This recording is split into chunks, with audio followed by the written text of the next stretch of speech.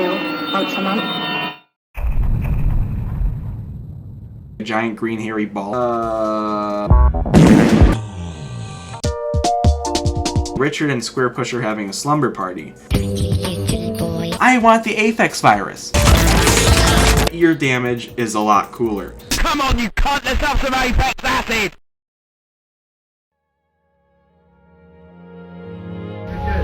Yep.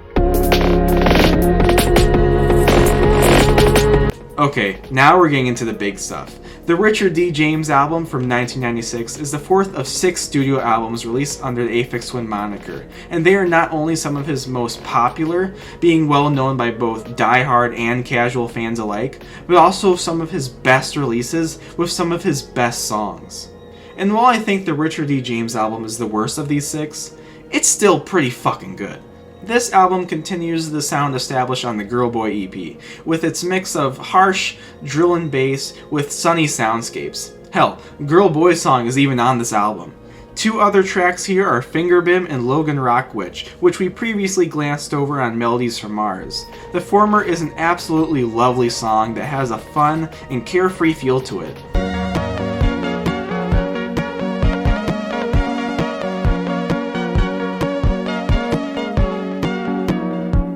The latter, meanwhile, is one of Richard's most interesting closers, ditching the sound of the rest of this album, embracing what sounds like some weird ritual.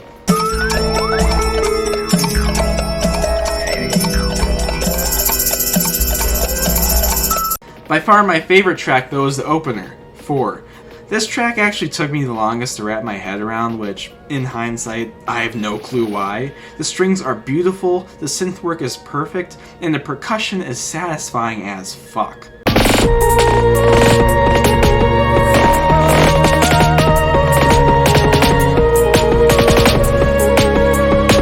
However, the other 6 tracks on this album are just decent to me, far from as good as the 4 I just mentioned. That's not to say they don't bring anything to the table, though. Tracks like Peak 824545201, Karnmarth, Takira Weakling Child, and Yellow Calx actually have some very interesting ideas, but are brought down by drill and bass beats that are too loud, in-your-face, and unpredictable for me.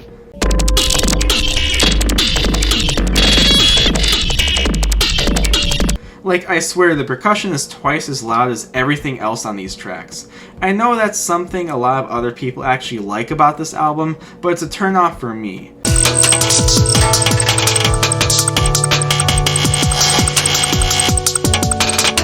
This album is also very short, coming in at 32 minutes, making it far shorter than usual for Aphex Twin albums. So the length and the more meh songs are why I put the Richard D. James album as the worst mainline studio album.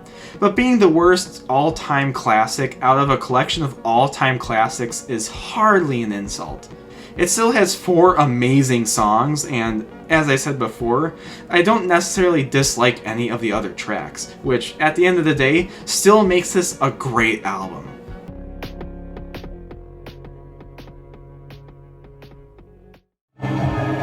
I will say, though, the way that you sold this album to me, I was expecting it to be way less abrasive off the bat, but honestly, every single one of these songs is abrasive in one way or another. So I'm curious to hear this song and see if I disagree.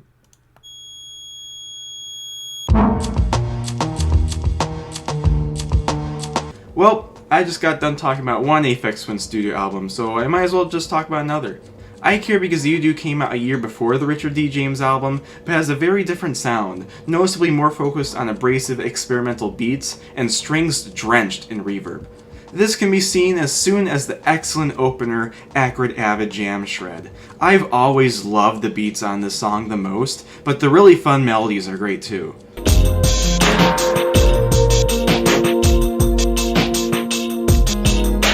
Some other songs do a similar thing pretty well. Ictedral, though, which you may remember from Donkey Rhubarb, puts a far darker spin on this type of song, doing the screeching, distorted percussion correctly, unlike Ventolin.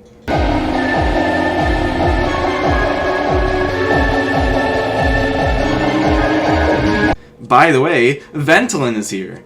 You already know my opinion on that, so all I gotta say is it's easily my least favorite track here. The only song that comes close to it for me is Stars You Mean to Go On, as I'm pretty mixed on it. There's these really cool synths playing in the background, but I'm usually too distracted getting Ventolin flashbacks to fully enjoy them.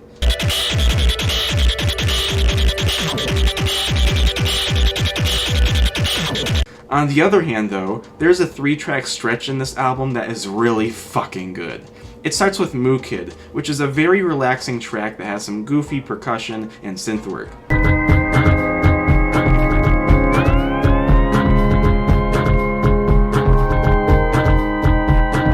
After that is Alberto Balsam, which is one of Richard's best and most popular songs of all time. Not only is it really creative using unconventional stuff like chairs and pipes for its percussion, but it's also so moving.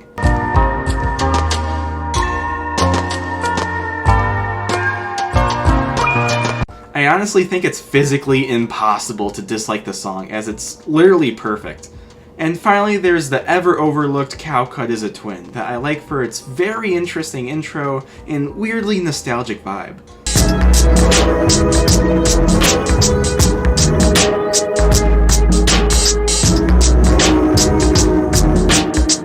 This stretch would be the biggest highlight until 2017, when this album got a bunch of bonus tracks, mostly from the SoundCloud dump, and they are amazing! Especially with the likes of No Cares, With My Family, and Consciousness Utopia, which are all absolute must-listens. The biggest highlight though is Seconda, which is, no joke, my most favorite Aphex Twin song, and possibly one of the best songs of all time. It is a 10-minute slice of pure heaven.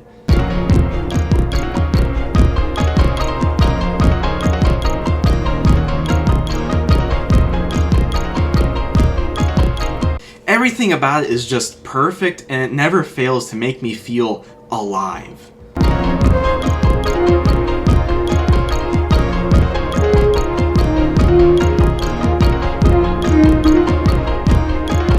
Sentimentality aside though, what's weird about the bonus tracks is that they're not just stapled to the end of the album like on every other release, but they're actually placed before Next Heap With on the Aphex Twin store.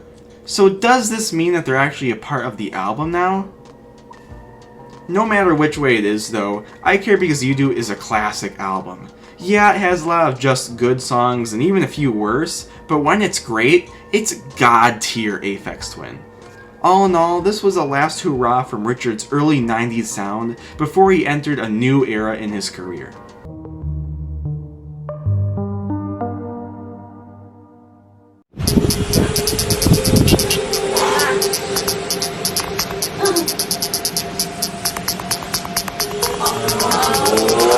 Oh, what a perfect circle. So what do you say, sir?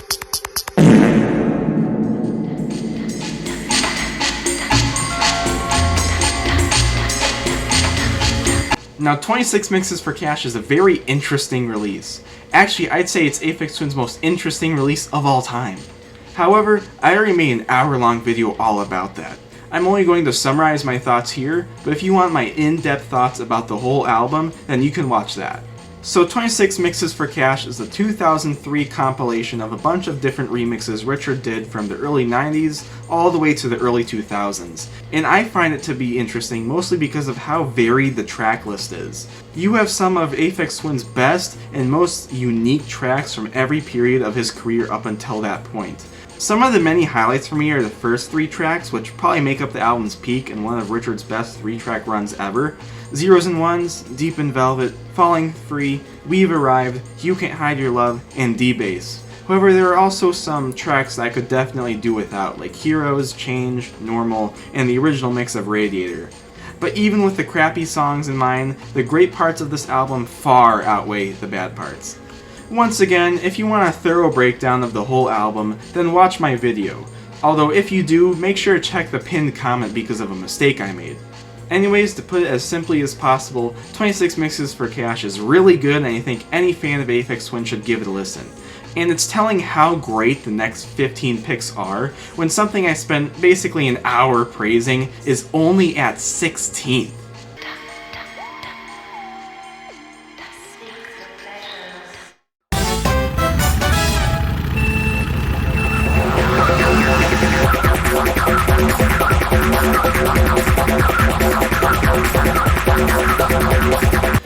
Okay, so this is apparently the best Analog Bubble Bath release. When I was making this list, I honestly didn't expect it to be the best, let alone so high, but I did the math and gave it some thought, and eventually I was like, okay, I'm alright with this. Analog Bubble Bath Volume 3 is the second ever release by Richard, following up the first entry from 3 months earlier. It continues the mostly dark sound of the first, but goes a lot harder. Richard also continues to flex his creativity with the track Aboriginal Mix, aka Didgeridoo. This fast-paced techno song prominently features a didgeridoo. However, it actually isn't a didgeridoo, but a sound-like synth that Richard spent 3 days making, and it's really cool.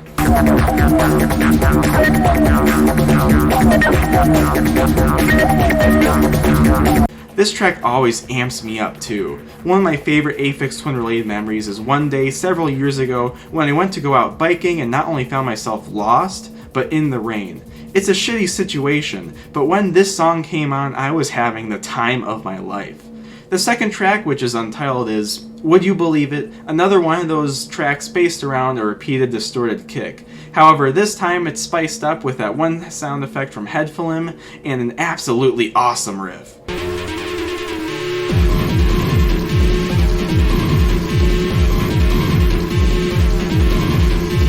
There is very little else to this song, but I still think it's great. This EP has a bit of a sour end though in its third track. It was also unnamed until the SoundCloud dump, where it would be titled Alien Fanny Farts. No, I'm not joking, and yes, it does have farts.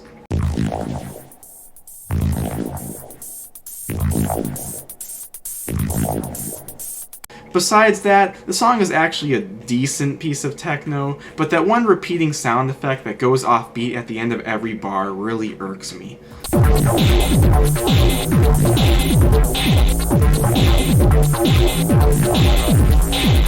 Despite how I feel about Alien Fanny Farts though, the 1-2 punch of Didgeridoo and Track 2 always blows my mind, even if the former is 50 times greater than the latter. I gotta say, this is really good for a second outing.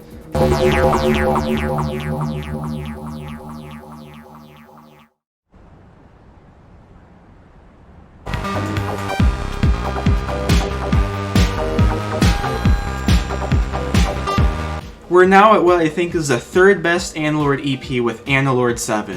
What makes it so great, you may ask? 2 words. Lisbon Acid.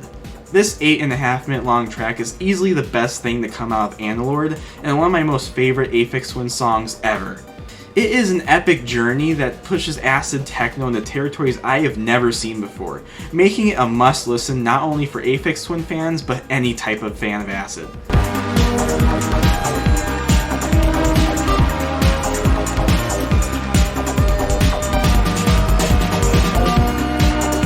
It entrances you from beginning to end, and I love it so much.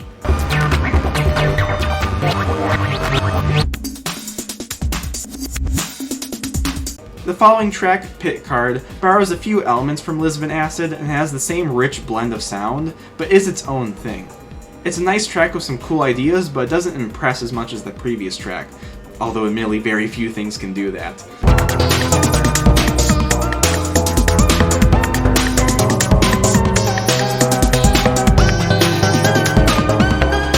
Aphex Acid 04 is also a decent track, even if it doesn't make the best first impression. On an already chaotic EP, this track is probably the most chaotic, going into a bunch of random directions. While odd on first listen, the weird switch-ups start to get a little better the more time you spend with it.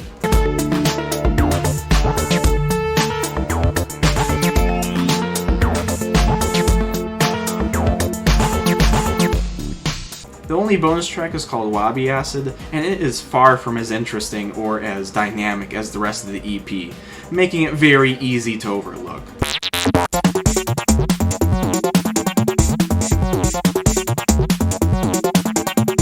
Forgetting about Wabi Acid though, Analord 7 is a great EP. Is it being carried by Lisbon Acid? Yeah. You can't fault the song for being otherworldly levels of good though. And the other 2 tracks here are not bad at all, making this EP worth a listen.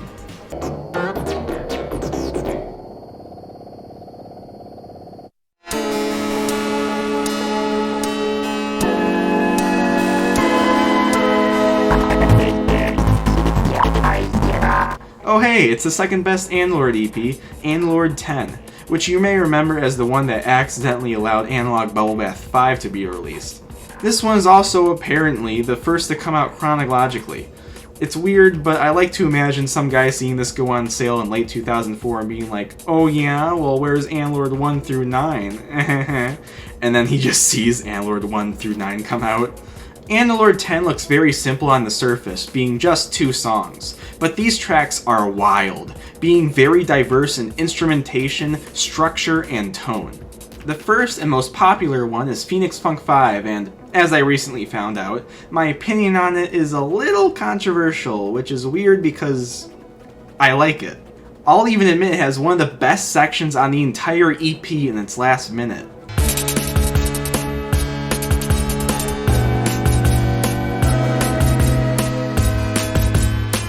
Where the controversy comes in though is that I'm not the biggest fan of its nastier and disjointed sections.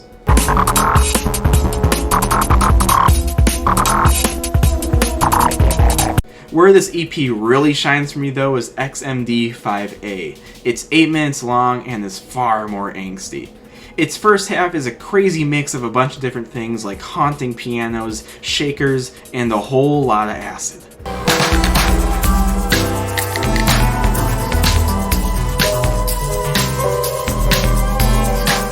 In the second half though, this one melody emerges from the chaos and builds up into an epic and badass conclusion to the song.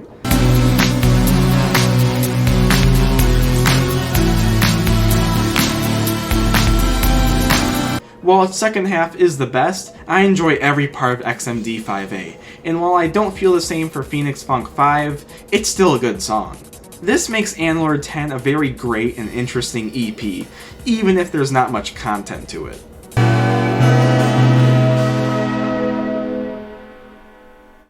But trust me, these guys are like real musicians. Just listen to some of this and it'll blow that poppy trash music right out of your head. Wait. Oh man, that's like the best part. Collapse was, up until this year, the most recent big release from Aphex Twin, coming out in 2018. It takes Richard's modern sound into a new direction, and despite being under 30 minutes, has a lot to offer. This chaotic sound can be seen clearly in the EP's first track and only single, T69 Collapse. It's split into 3 sections. The first is complex but also beautiful with some great melodies.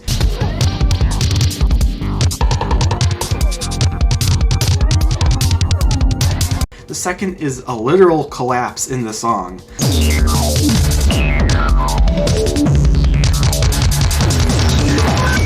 And the third is far more chill and sounds a bit like a combination of the first 2 sections.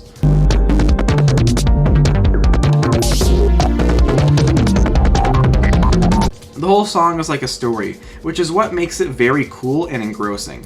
T69 Collapse also has one of the best music videos I've ever seen. Created by Weirdcore, it perfectly represents the song. T69 Collapse is one of the best tracks on the EP, but I think Abundance 10 Edit barely beats it out. It is far more mellow than other songs here and has some very beautiful and catchy moments.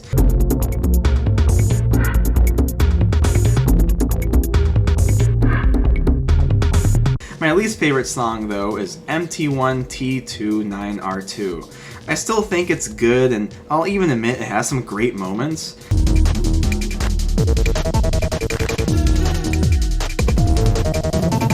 However, it just doesn't click with me as well as other tracks here, like the closer in Aphex.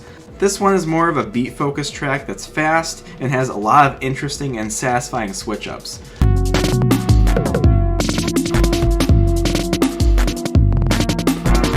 Another awesome song is First 44. Oh my god, that part with the 808 cowbell of all things is pure bliss, and the rest of the track is interesting as well, although the second half isn't as good in my opinion.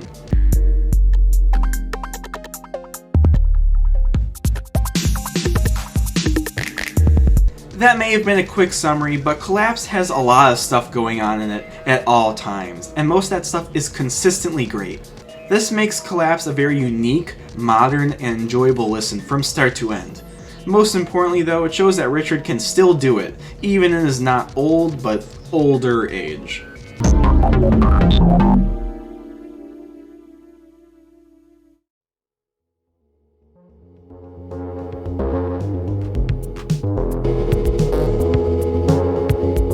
And here we have it, right outside of the top 10 is what I think is the best Analord EP, Analord 2. Other EPs like Analord 7 and 10 come close, but what separates Analord 2 from those, besides being consistently great and having some awesome highlights, is its incredibly dark and moody tone. This is amazingly shown in Phona Acid, the almost 10-minute opener that sounds like it was ripped straight from some dark and seedy cyberpunk slum. The atmosphere is perfectly on point.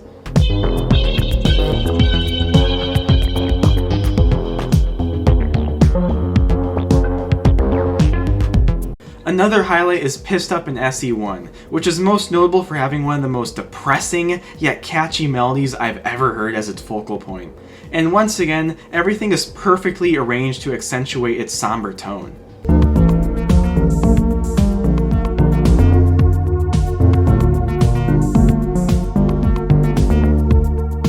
In between these two songs is Lyricurd, or however it's pronounced, a shorter, borderline ambient piece. I used to overlook this, but recently I've started to really appreciate it, especially in how it acts as a nice breath of fresh air after Phona Acid.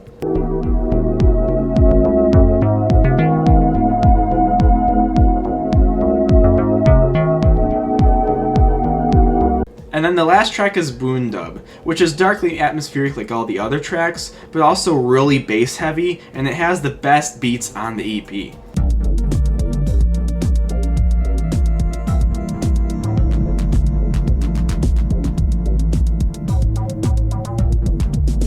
There's also a bonus track called Carnival Acid, which is okay, but it doesn't fit on the EP.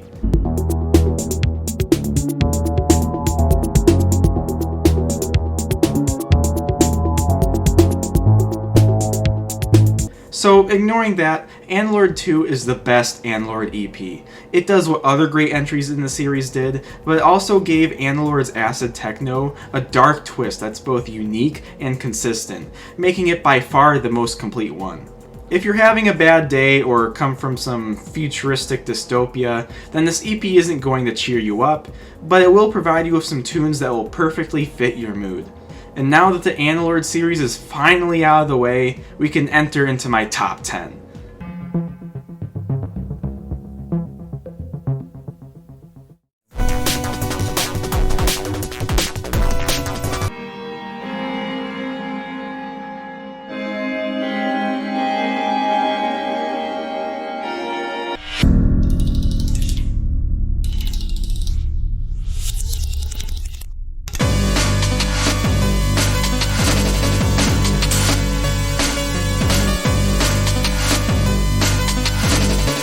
Alright, I know I'm gonna get some flack for this placement because it's too low.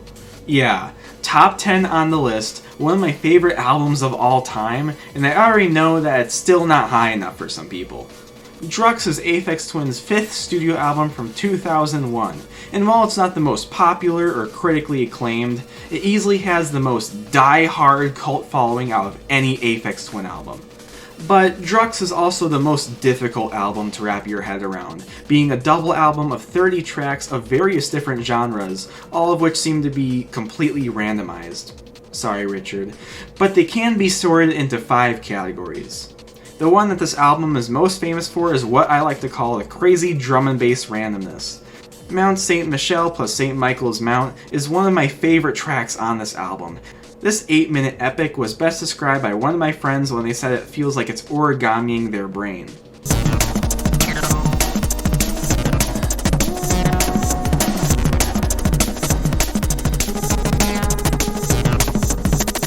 Zygomatic 17 is a similar epic of a track, but it hasn't clicked for me yet.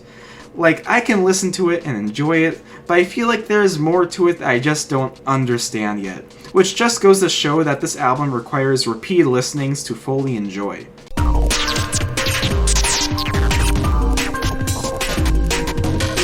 The biggest category comprises 12 piano pieces, both traditional and prepared. Of this group, Avril 14th deservedly gets the most attention, now being covered and sampled so many times it's crazy.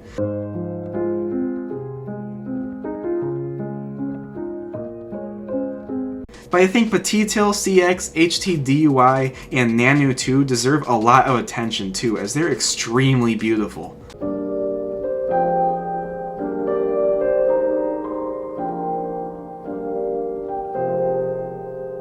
The other piano pieces are also good, even if they tend to blend into each other, except for Father, which is just a series of uncomfortably distorted chords.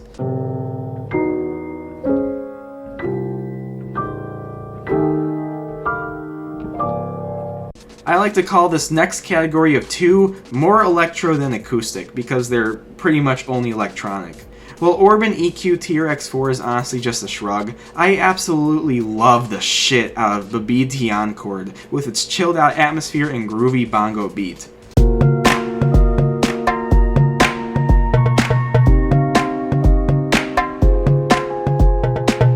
Another small category is just other instrumentation.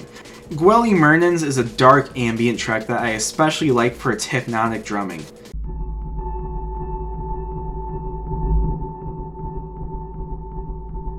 Batum Rumada and QK Thur, however, are simple but beautifully emotional and reflective pieces, the latter of which apparently going viral on TikTok for some reason.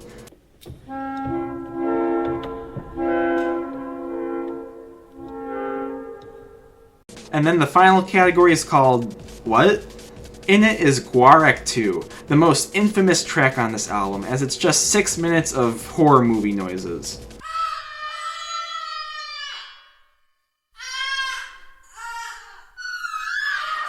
While Lorna Derek is the most strangely sentimental, being a recording of a voicemail Richard's parents sent to him on his birthday. Happy birthday, dear Richard. Happy birthday to you. While that's all the categories, I only scratched the surface of this massive album in this overview, and I didn't even talk about all the interesting bonus tracks. With its endless complexity and numerous highlights, I can see why Drux has so many fans. Yet it also has weak points and stuff that I just don't get yet, which puts it here. I know this may disappoint a lot of the people who would die for this album, but trust me when I say that in the future, this album is going nowhere but up.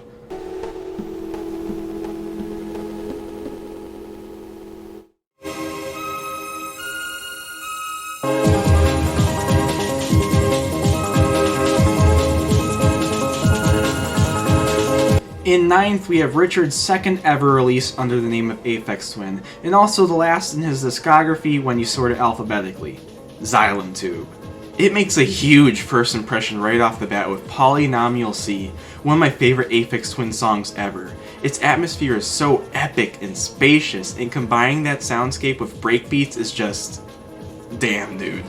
And then when this song climaxes, it is musical perfection.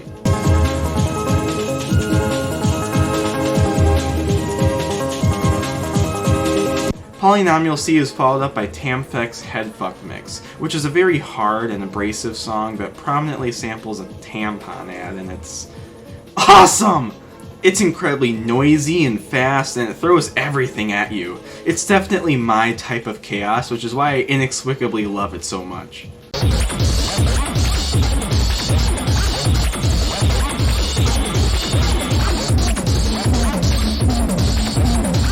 The next two tracks take a small dip in quality but are still pretty good. The first is Flange Face, and yeah, I'm pretty sure there's a flanger in there somewhere. The real highlight of this track is the percussion, which works well with the reverb-soaked synths.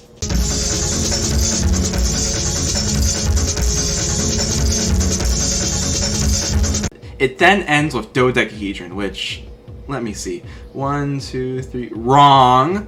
It's like a slowed down version of Flange Face but with a unique beat and monster sex sounds, for some reason.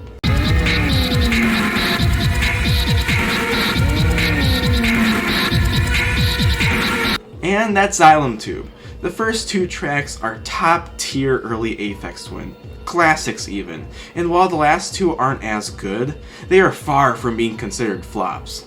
It's a great EP, period.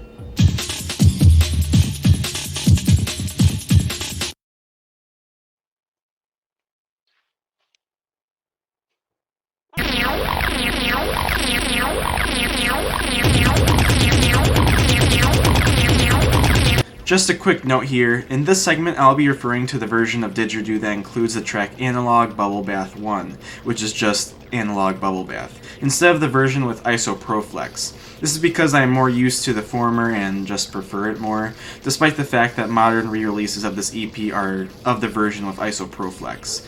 I completely forgot to clarify this while writing and recording, so sorry about that. So remember when I said Xylem Tube was the second ever release under the name of Aphex Twin? Well, this was the first. And remember when I praised the ever-loving shit out of tracks like Analog Bubble Bath and Didgeridoo? Well, those are the first two tracks. Yeah, I think you can already see why this EP is so high up, but those aren't the only reasons I like it. Another very good song here is Floam, and it's actually original. It's got a great beat, mysterious little melodies, and, my favorite part, a meowing acid pattern.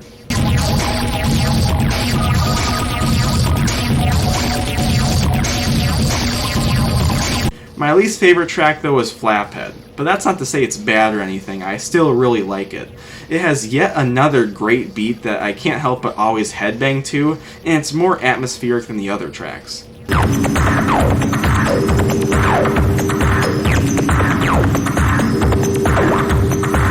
The only reason I don't like it as much is because it has less to offer than the others. But that's the Didgeridoo EP, a fantastic introduction to the alias that Richard would go on to release some of his most popular music on. It has some of Richard's best pre-selected Ambient Works 85 to 92 material on it, even though half of it is from other records, and it has a lot of fun and diverse sounds, especially for a 4-track EP. So I've got nothing else to say except I love it.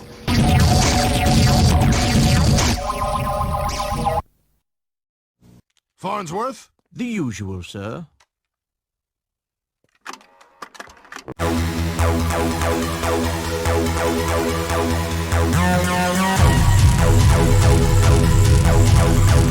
Xylem Tube and Didgeridoo were pretty good EPs, right? Well, what if we took Xylem Tube and Didgeridoo and just... well, then you get Classics. Yep, the creatively titled Classics is a 1995 compilation of these two EPs, plus Isoproflex from Analog Bubble Bath 1 for some reason. Already, this is one hell of an album just because of those inclusions. But there are some original tracks, though. If there weren't, then I wouldn't even have included it on the list. The first one is Metapharstic, which is straight up a total fucking banger. If you played this at a house party, well, you'd still be thrown out the window like with any other Aphex Twin song, but less violently.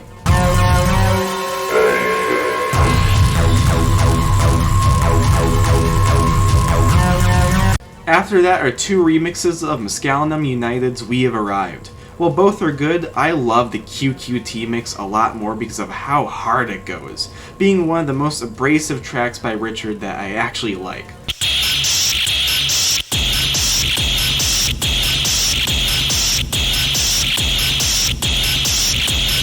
And then finally there is a live version of Didgeridoo, which is...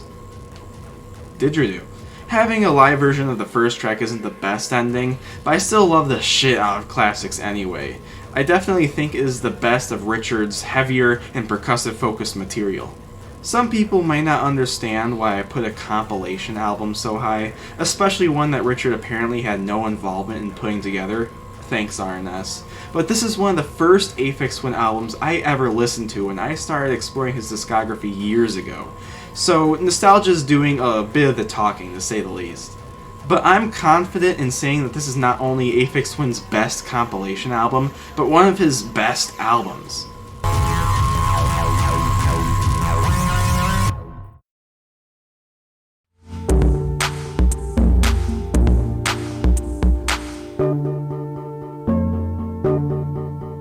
Surfing on Sine Waves is that Polygon Window album that I mentioned back when I talked about Quoth.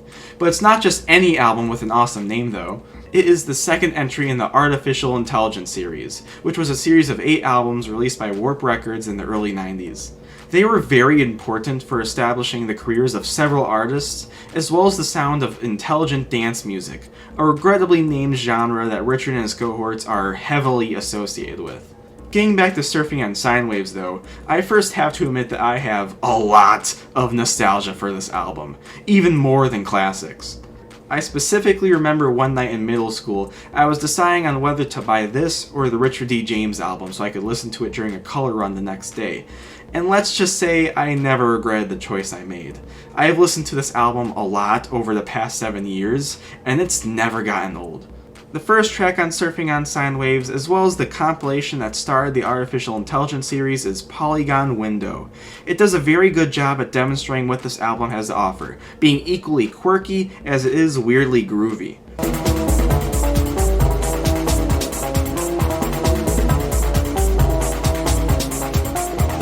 If It Really Is Me is an all-time favorite of mine due to its excellent use of pianos, something Richard rarely incorporated into his songs around this time.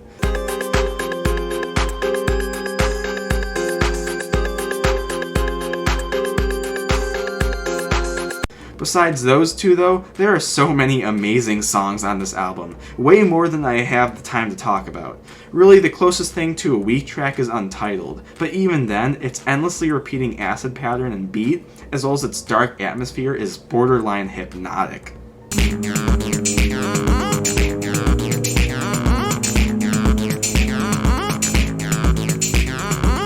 This album, though, originally only had 9 songs, but 2 were added in a 2000 re-release, and thank God they were because I love them a lot. Redruth School is cool, but Portreath Harbor has always been one of my favorites, with its unique combination of melodies and down-to-earth mood.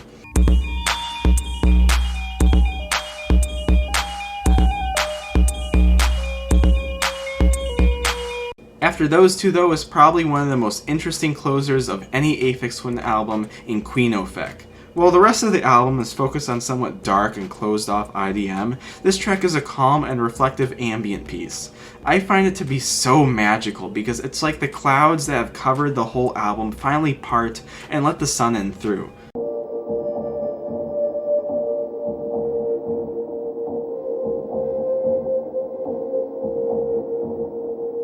And then there's one bonus track from 2017, which is Chink 101 from the SoundCloud dump.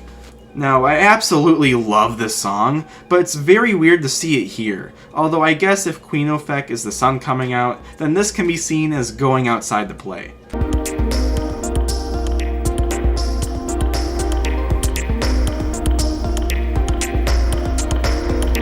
Whatever it is, I still fucking love Surfing on Sine Waves. It's historically important to IDM and Warp Records, has fantastic tracks from front to back, and has a special place in my heart from all the years that I have listened to and enjoyed it. And even with all that, it's only in 6th place. I say it's about time we enter the top 5.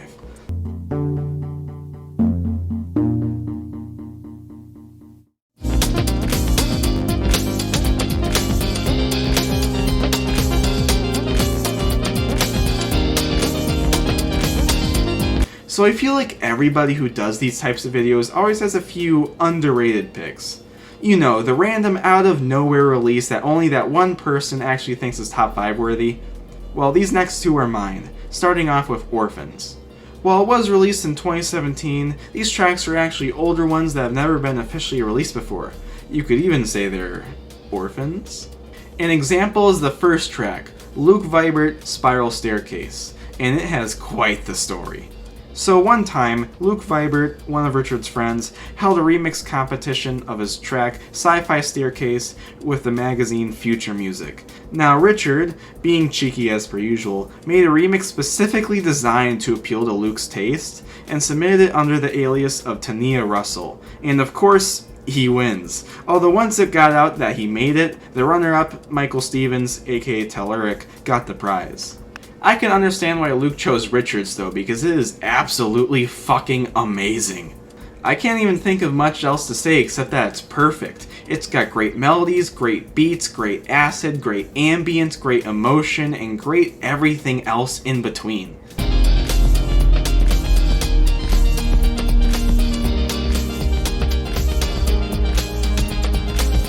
Another perfect track is Nightmail 1, which is just this crazy combination of acid, breakbeats, and a sample of a 1930s reading of a poem. This is the night mail crossing the border, bringing the check and the postal order.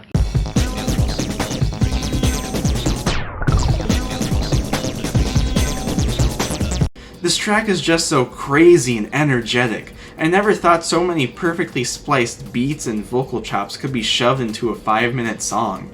After those two blasts, this EP ends with 4X Atlantis Take 1, a thankfully calmer track with a lot of bouncy synths.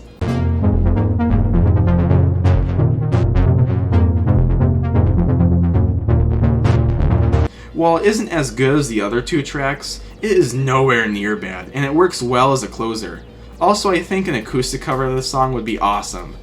Please tell me I'm not the only one that thinks that.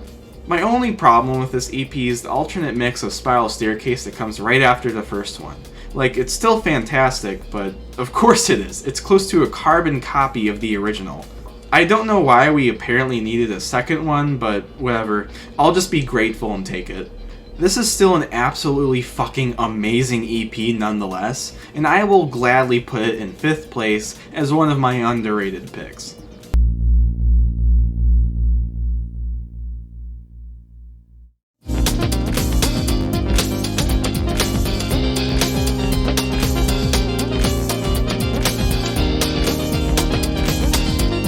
Wait, this is just Orphans again. I mean, we have Spiral Staircase, Night Mail, and Atlantis, so what's going on here? Well, first of all, this EP was released at a 2019 concert Richard held at the place and date specified in the title. Second of all, there are some changes. Remember that remix of Spiral Staircase I didn't get? Well, it's been removed and replaced with a new closing track, Sound Lab 20. This track is a 7-minute journey through a bunch of different retro soundscapes infused with modern touches.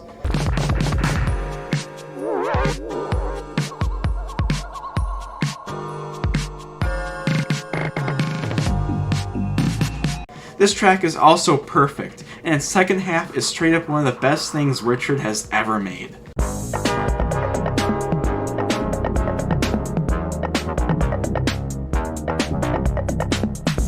And so, combine this with Spiral Staircase and Night Mail, and I think you can see why I'm putting this so high. It's pretty much 3 amazing tracks, back to back to back, with a good intermission in Atlantis between them.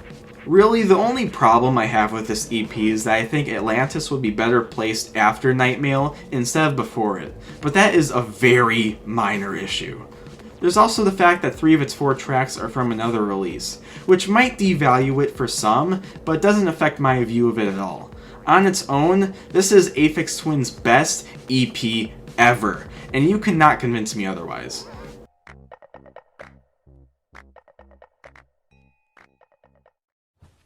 What you listening to, son? I don't think you like it. Well, why not? I like this new generation of music.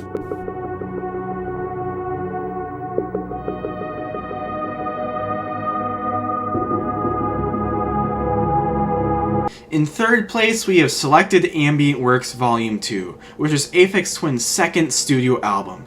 It's a double album that is solely ambient, consisting of songs that for the most part are very simple, containing at most a handful of different elements. Despite the simplicity though, this album is so damn interesting. Hell, I could talk about it for hours. Even a book was made about it, but why is that? Well, it feels like every single part of this album has a prominent air of mystery, from Richard apparently making these tracks from lucid dreams, to the tracks not being named at all but rather being linked to certain pictures, to the songs themselves having an otherworldly, calming but unnerving feel. What I really think is the most engrossing part, though, is the visual side of things. And I'm not just talking about the amazing album cover or the pictures, but the images each song brings up in your head. A great example is track 7, which was named Curtains by fans. I not only love it for its incredibly dreamy soundscape, but also for how it makes me feel like I'm walking through a completely empty neighborhood on a sunny summer day.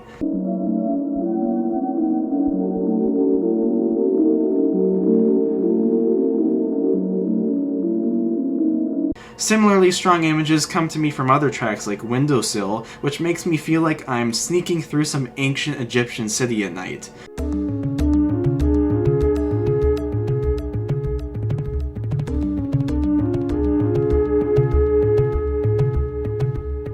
Or Shiny Metal Rods, which makes me feel like I'm driving ATVs through the desert.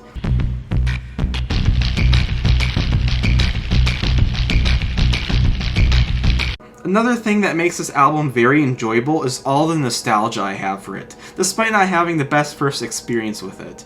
I found out about this album while listening to an Aphex Twin radio on my beloved Google Play Music back in middle school. The first time I heard Z-Twig, I instantly liked the track despite it being the shortest on the album, and it's still one of my favorites here to this day.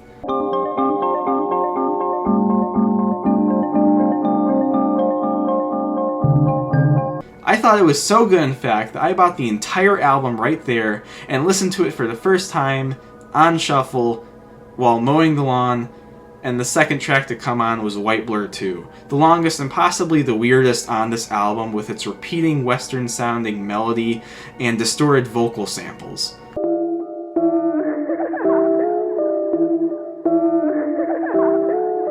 To say the least, I was not ready for that, but I've luckily come around and really like it now. All this isn't to say that Selected Ambient Works 2 isn't this high because of my imagination and personal anecdotes though, because it also has some of the best tracks Richard has ever made. The openers to both halves of the album in Cliffs and Blue Calyx are both very relaxing with amazingly unique atmospheres, the latter of which being the only track to actually be named.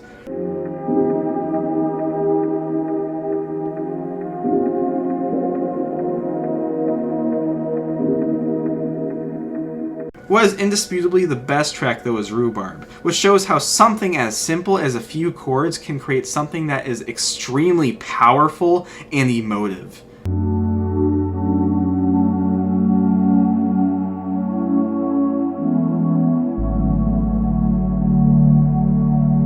And that's not to mention a bunch of the other great and unique tracks here like Hanky, Mold, Weathered Stone, Domino, Hexagon, Lichen, and the incredibly captivating Silent Hill-esque closer in Matchsticks.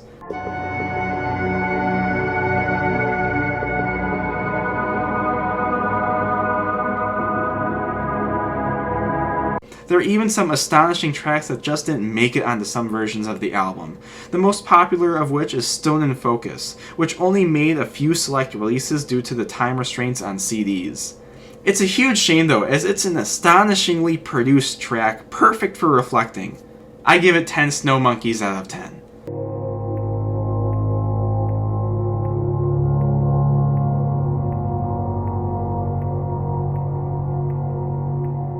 Another track that didn't make the cut, but this time was thankfully added as a bonus track in 2017, is TH1 Even Slower, which I also love, this time because of how powerfully beautiful yet haunting it is.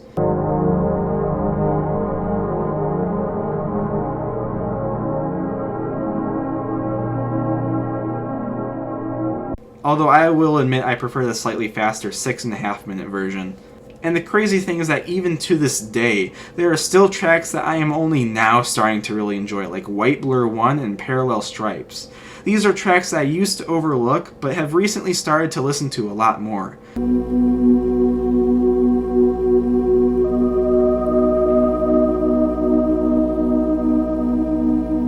The only tracks that I'm not outwardly positive about are Gray Stripe, Spots, and Tassels, and even then I don't dislike them, I'm just indifferent. While they do have some cool noises going on, they just don't impact me as much as every other track. However, I think it's pretty disturbing in a fascinating way how Spots apparently samples a stolen tape of a police interview with a woman who stabbed her husband. Yeah.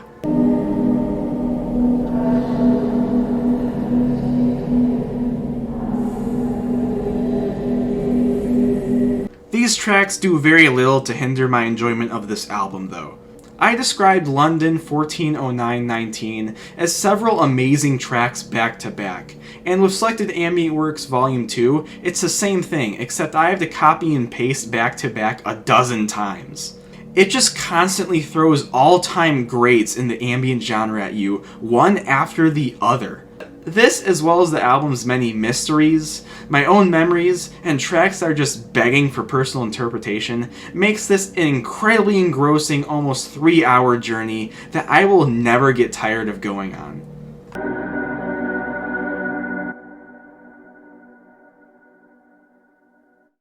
So it's got to be 4 and 3. Okay, any questions before I go on from here?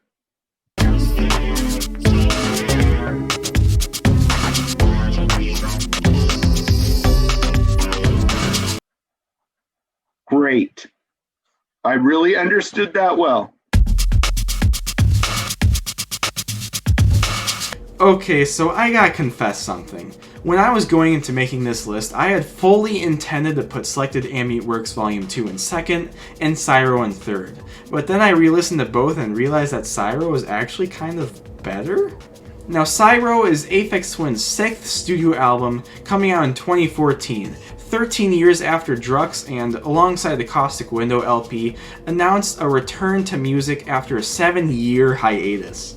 Richard would go on to release a lot of other amazing things in the 2010s, but this album is easily the best. Many people have tried to describe this album's sound in very wordy ways, but I like to describe it as an insanely well-made mix of sounds both old and new. The production here is also amazingly diverse and detailed, as it was made using 138 pieces of equipment, as well as a bunch of samples from both his family and other artists. The opener in Mini Pop 67 120.2 Source Field mix is basically the thesis for this album's sound, as well as its love for long and confusing track titles. It perfectly combines chopped up beats, a Mini Pop's drum machine, a bunch of vocal samples, and even a seemingly infinite amount of fun synths all doing their own little thing while still sounding cohesive as hell.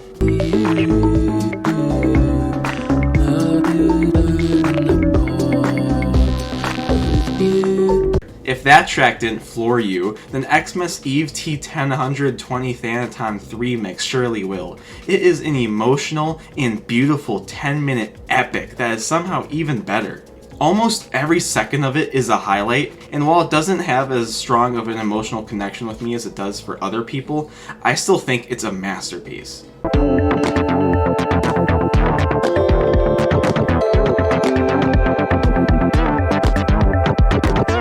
After that is Product 29101, which is a lesser but still good track that's more chilled out and lets its retro synths and interesting sample do the talking.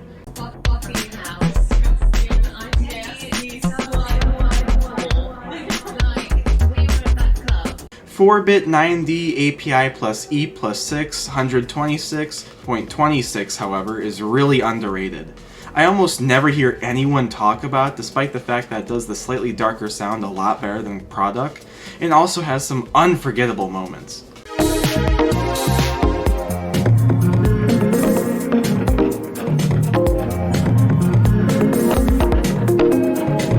We then enter the first of a few switch-ups on this album with 128 decibels 130. It throws out complexity for these looping, buzzing synths, and strings straight from a horror movie.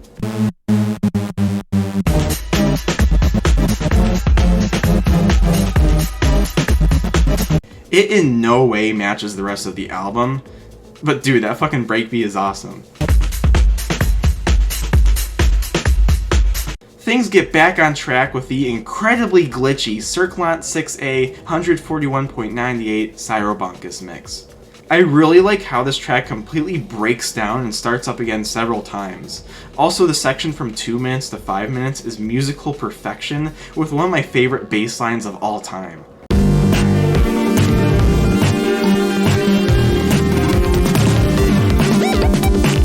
Afterwards, there's FZ Pseudo Time Stretch plus E plus 3 138.85, a minute-long intermission that sounds like Richard noodling with a sample. It's definitely my least favorite track here, but I still find it interesting.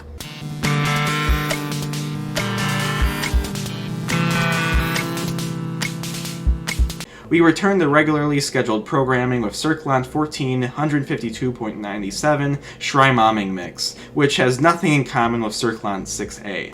This one is notable for having the fartiest sounding bass on the album, once again Richard really likes those, and this really charming section that for some reason makes me feel like a robot cowboy, and I love it because of that.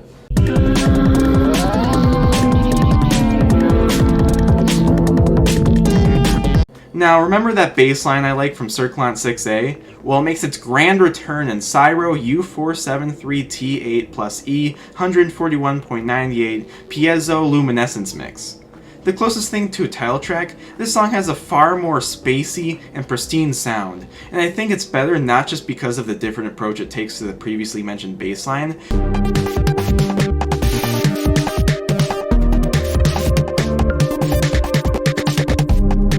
but because it has some other really cool moments too.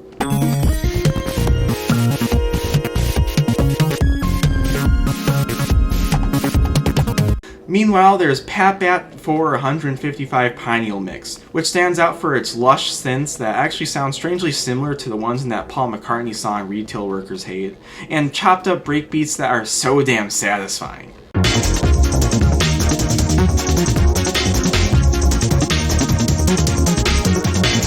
However, I think S950 TX16 Wasser 10 163.97 Earth Portal Mix is the best song on the album. It has the best beats, and it is impossible to sit still while listening to it.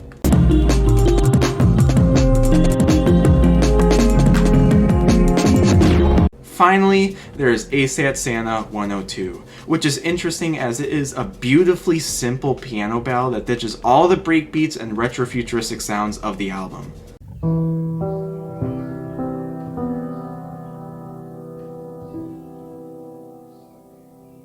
And even though it makes a huge switch in sound, it's an amazing closer. In fact, the change is what makes it so special. Of course, that can't be the end of everything though, as there are some bonus tracks like Marchram T30A Edit 2B96. It has more of that Syro sound, which, trust me, is a huge compliment. What I particularly love about it though is its very catchy voice sample.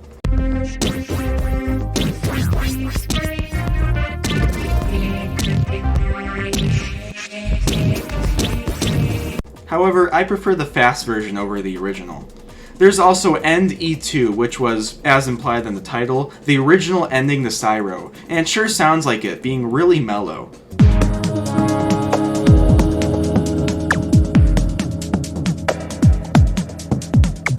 I like it, but it does not have shit on ASAT Santa.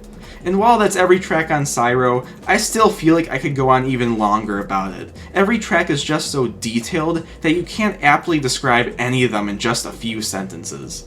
What I can say though is that almost every track is an incredibly fun and satisfying journey, and with each listen, it has gotten better for me.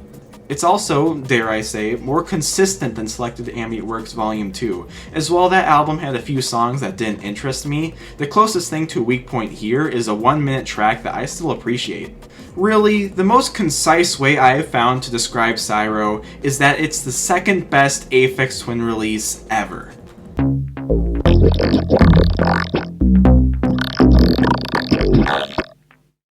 While I have said a few things about how I've been listening to Aphex Twin for a long time, I haven't talked about how I discovered his music yet.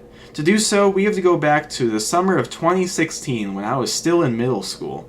Back then, I definitely had an interest in electronic music, but it was very EDM-centric, specifically stuff like Skrillex and Waterflame or just Newgrounds EDM as a whole. However, at the time, I had recently found out about Pilot Red Sun and his first and so far only album, Achievement. I fell in love with this album and listened the hell out of it throughout the first half of the summer. It's still one of my most favorite albums to this day, but eventually I got curious and wanted to listen to more music like it. I found this website called Music Map, which would give you a list of artists similar to whoever you entered and put in Pilot Red Sun. I then picked one of the closest names, searched them up, and then clicked on the first thing that came up. So this means that the first song I ever heard by Richard was Children Talking off of Hangable Autobulb. I didn't get it, so I went back and searched up a different but similar sounding name. So the first Aphex Twin song I ever listened to was...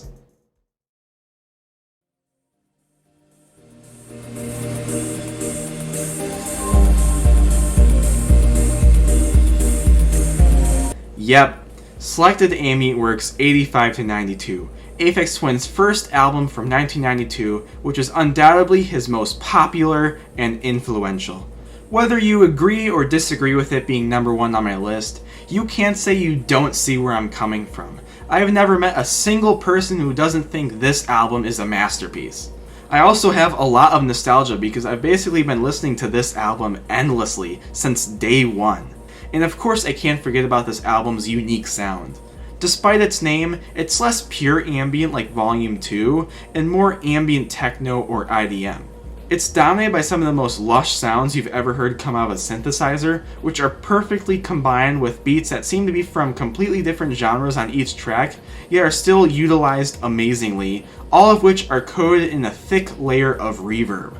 And despite, or possibly because of the simple structure of these songs, as well as the supposedly bad audio quality that I only noticed when it was pointed out to me, this album has an impressively timeless sound. To complement this sound though is how this album has possibly the best 4-track run on any album ever right at the beginning. Starting with Xtal, which is apparently supposed to be pronounced crystal, but come on, it's Xtal. The moment I pressed play on this track, that summer day in 2016, my mind literally blew the fuck up. I had literally never heard anything with such a lush and beautiful atmosphere before.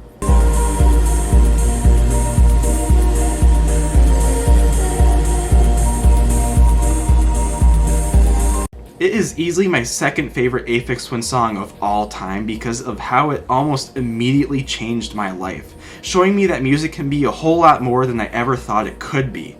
Next is Thaw, which also blew my mind for being 9 minutes long.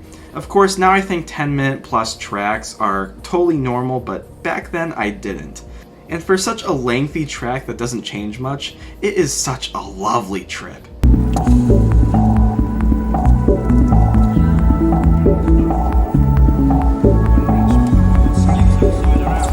Next is Pulse Width, which is one of the most fun listens here, being very catchy, lush, and having a bit of a tropical feel. I'm actually surprised I don't hear people bring it up more often, as I feel like anyone can get down with it.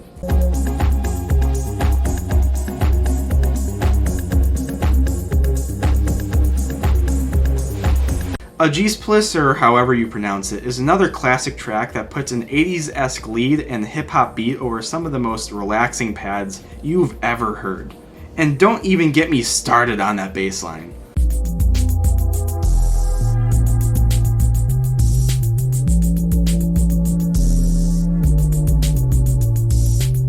After that is I, which is a short ambient intermission track that is apparently the oldest on the album, being made by a 14-year-old Richard in 1985. Despite its short length and age, it still sounds gorgeous and fits the rest of the album very well.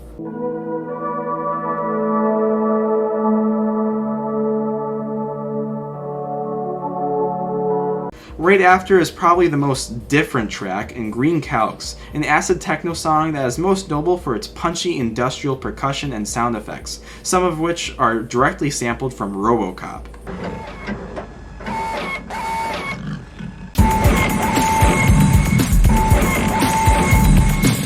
While that stuff is definitely the best part of the track, the acid is also really good.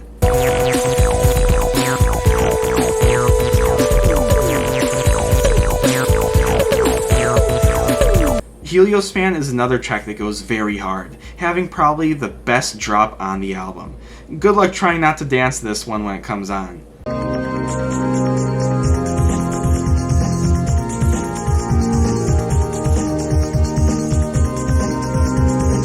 We Are the Music Makers, however, featuring the iconic sample from Gene Wilder. We are the music makers, and we are the dreamers of dreams. We are the music makers, and we are the dreamers of dreams. Is far more chill. I really love the mood, and it somehow still finds a way to have a badass beat.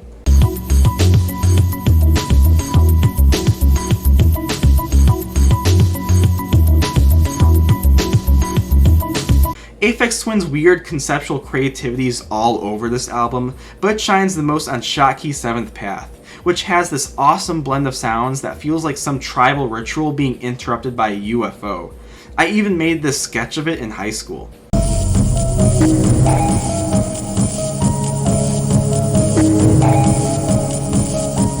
Then that's followed up by the bop that is Ptolemy. It is such a fun listen, having a beat that is very 90s, but in a good way, and tremendous synth work that's becoming routine with this album.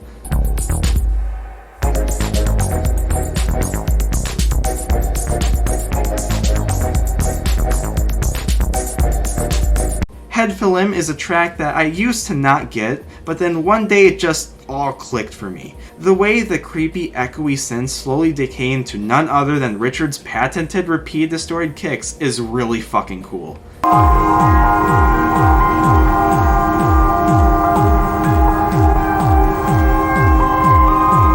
Delphium comes after, and out of everything here, it does show its age a bit more, but it still sounds amazing.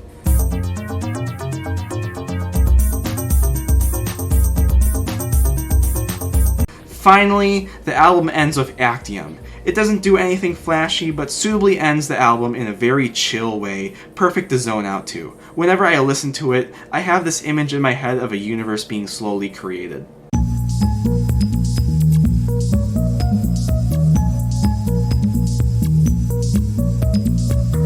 Now, I feel like I may have breezed over talking about each song, but this album is so cohesive that almost every track is a highlight for the same reasons. The synth work is creative, atmospheric, and incredibly pleasing to the ear, and the great beats and samples are always excellently incorporated into each track. Every song, even to this day, sounds so fresh. I can only imagine that the way people reacted to it when it first came out is the same way I felt when I first listened to it. It sucked me into a whole new world of music that I've been exploring for 7 years now, and I could not be happier about it. With all this in mind, Selected Ambient Works 85-92 is without a single shred of doubt in my mind the best release Richard has ever put out. However, I feel like this statement for some people might imply that things go downhill from this album onwards, but that could not be further from the truth. Everything from Aphex Twin's greatest achievements to his worst output still has great songs and ideas. Yeah, not everything is a must-listen, but most of it is. And to me, there'll never be another artist that has made so much music of such a high amount of quality and diversity. I've never seen any other artist who has made music so interesting that's encouraged me to go this deep into their expansive discography. With everything said and done though, I can now officially declare Selected Ambient Works 85-92 as my second favorite album of all time. My favorite album from my favorite artist, and it's only second best. Weird how that works.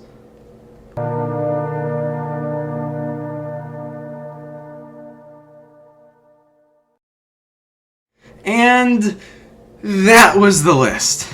Jesus Christ, this has been a ride. And now that I've covered almost the entirety of Richard's discography, there is only one question left to ask. What's next? Well, up until recently, I would have had no clue, but it seems like Richard is coming back from a short break at the start of the 2020s. And judging by the ungodly amount of unreleased material he's been playing at his live gigs, I highly doubt his 2 new EPs are going to be the last. Will we be getting an Aphex Twin album anytime soon? I am really fucking hoping so, but nobody has any idea. As for the question nobody's asking, what's next for me? Well, I don't know either. I have a lot of ideas, not only for videos, but also for music, and they all seem pretty appealing. Whatever I do choose to do next though, it will definitely be a shorter project, as this was easily the biggest thing I have ever worked on. No joke, I began working on this video at the start of 2022. I was heavily inspired by the worst to best videos of Elliot Roberts, The Wonky Angle, and Billy Cobb, which are definitely worth checking out even if you don't know much about the artists they're ranking. And Aphex Twin's my favorite artist, which is why I decided to make this series of videos. What made this possible was just the fact that I was already very familiar with the majority of Richard's discography.